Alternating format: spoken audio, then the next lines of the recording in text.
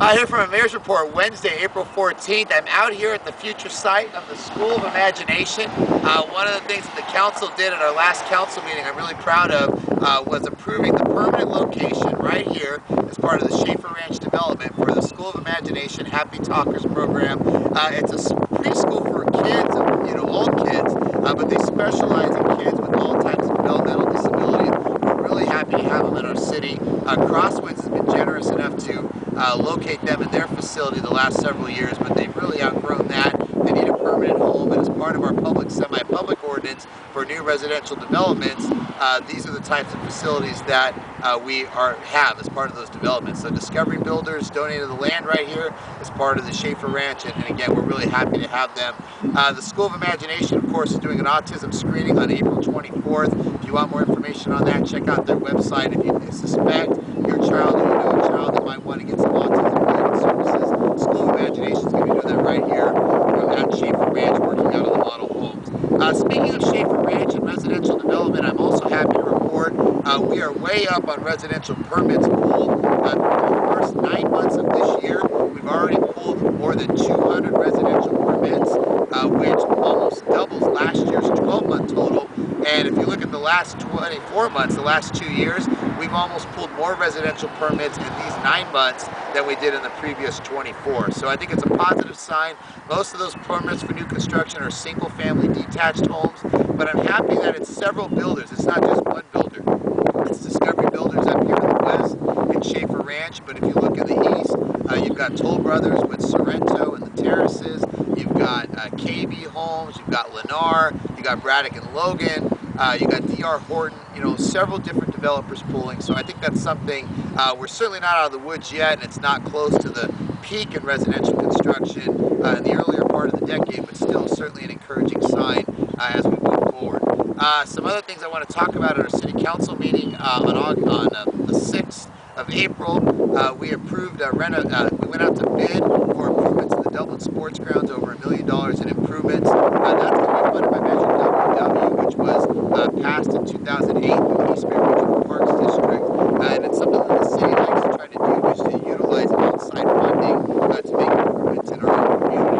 Another example of that you can see is the piece of art on the intersection of Dublin Boulevard and Doherty Road called the Eternal Ribbon. A lot of people have asked me about that, saying, the city, given some of the financial constraints and, this big art project, but that's paid for out of federal funds. We received over $3.5 million of federal funds specifically earmarked for beautification programs. For art, for streetscape, for landscaping. It was a grant for beautification. So that's an aspect of it. It's not money that we could have done for street and road repairs. It's not money we could have put to public safety or something else. It was a designated federal grant. And I'm really happy about the fact that from Hanson Road in the west, near where I'm standing right now, all the way past Fallon Road in the east, you're going to see a completely different look, I think, to the streetscape of Dublin Boulevard. The Eternal Ribbon is just one component of that. So I wanted to talk about that.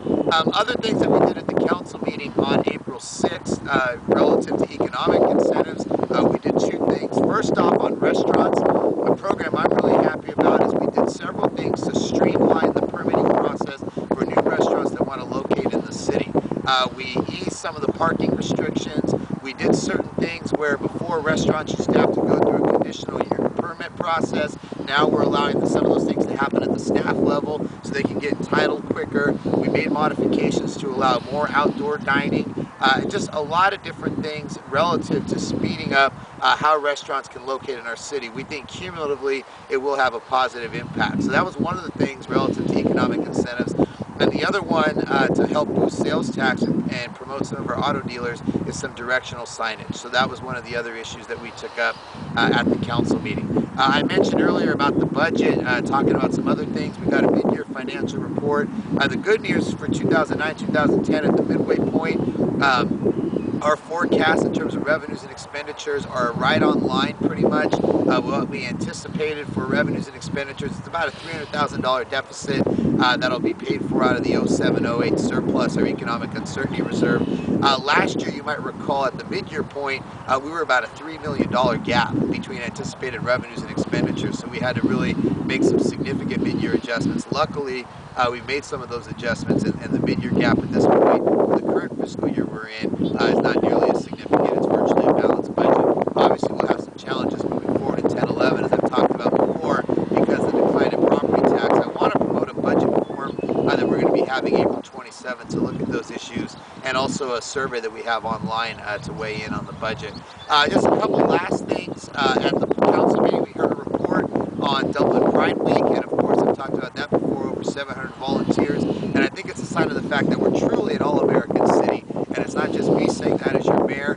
The National Civic League, a national organization that for 61 years has been looking at cities and honoring cities across the country, has named Dublin, California as one of 27 finalists nationwide for the All-American City Award. I think it's evidence the amount of passion people have in their community and a lot of the great things going on. So I want to congratulate you and congratulate the city, whether we